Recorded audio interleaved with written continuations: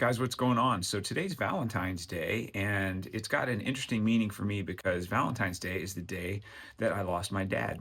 And today it's been 18 years. So he passed away Valentine's Day of 2008. And I wanted to take a minute to read you a little bit of something from my first book called I Asked God to Kill Me. And it's a tribute to my dad. And it's what I wrote about my feelings and my memory of that time in my life. Towards the end of the month, I shifted some of my focus to Tina's birthday and Valentine's Day. This mandatory two-gift season seems less fair with each passing year, but I always manage a pretty solid double whammy. On this particular Valentine's Day, we had a nice dinner at home and hung out with Kitty and a few of our favorite shows until my usual bedtime of around 8:45 p.m.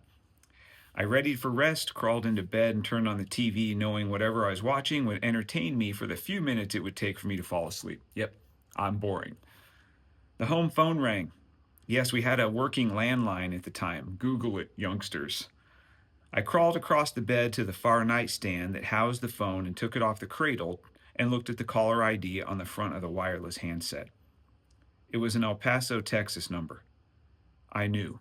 I stared at it, knowing even in the fog of my recent dozing that these fleeting few moments would be the last ones I would ever have before knowing he was really gone. Weirdly, I let the phone ring a few rings so I could relish those last few seconds. Hello, Jim, it's your Aunt Peg. Your dad is gone. I don't really remember how the rest of the conversation or the night went, but I know I made a few calls to my key employees, business partners, and of course, close friends and family to give them the news. Dad had a full military funeral. He was not only a bona fide and decorated combat veteran, he was in every way my hero. I recall the folded flag being handed to me as I sat in the front row staring at the small wooden box that contained the old man's ashes.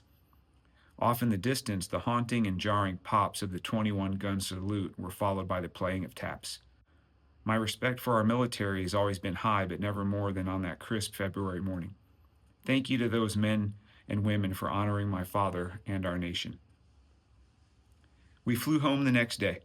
In the weeks that followed, there were countless times when I grabbed my phone to call Big Jim and share a victory or funny anecdote from the day, only to remember that no one was going to pick up.